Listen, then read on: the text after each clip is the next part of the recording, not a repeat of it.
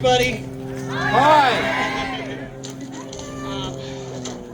Wow, this is awesome. So many people here, and I want to thank you all for coming. It has been a whirlwind these last 8 days throwing this all together. I really want to thank Allison for all of her hard work. I want to thank Emily for getting the permit, and thank all of you for showing up. There's so many people who helped make this happen. You guys rock. Okay.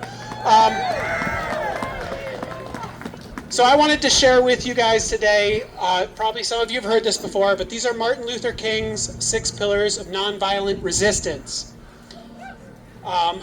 Number 1, nonviolence is courageous.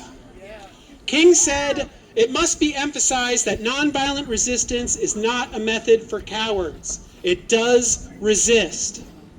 If one uses this method because he is afraid or merely because he lacks the instruments of violence, he is not truly nonviolent." That is why Gandhi said that if cowardice is the only alternative to violence, it is better to fight. The way of nonviolent resistance is ultimately the way of the strong.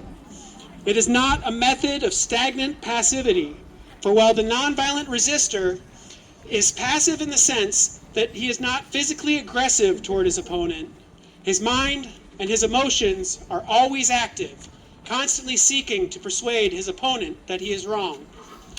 The method is passive physically, but strongly active spiritually. It is not passive non-resistance to evil, it is active nonviolent resistance to evil. Nonviolence seeks to win, number 2.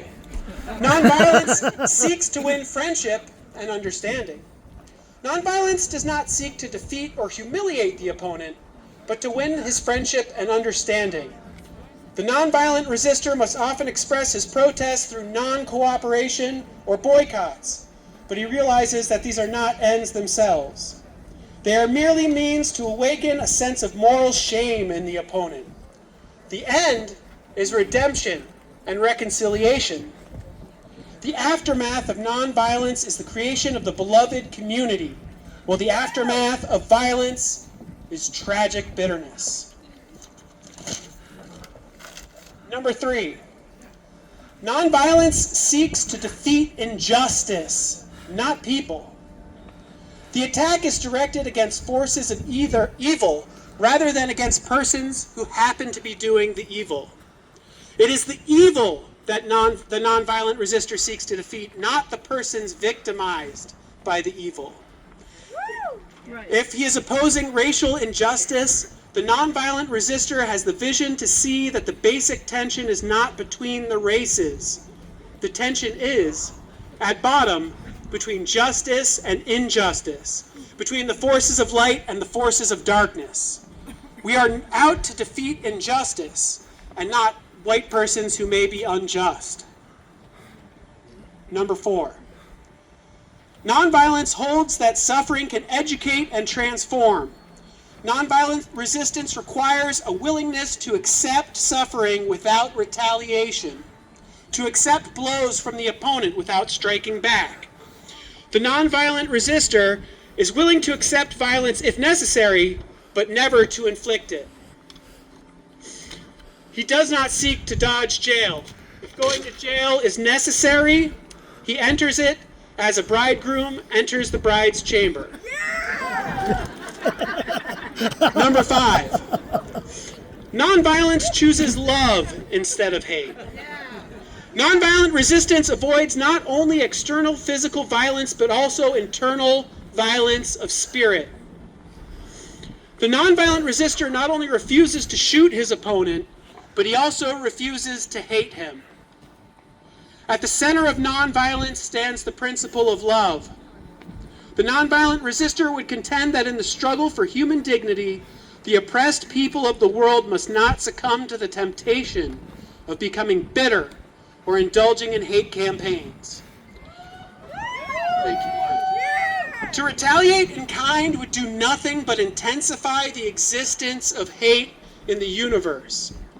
Along the way of life, someone must have sense enough and morality enough to cut the chain of hate.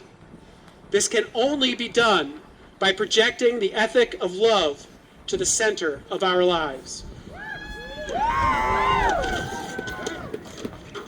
Number 6. Nonviolence believes that the universe is on the side of justice.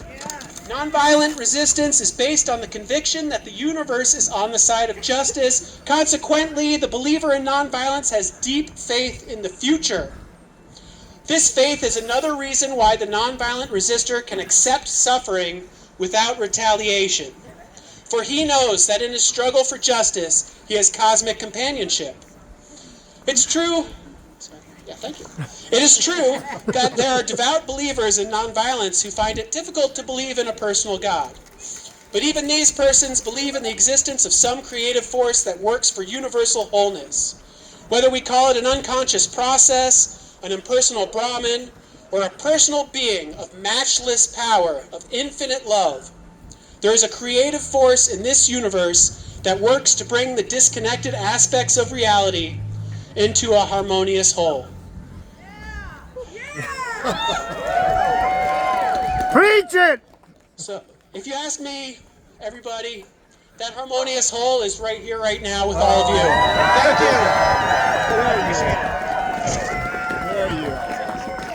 Awesome. Thank you so much, Ned. So I'm really happy to announce that we have a special guest coming up, Will Mill.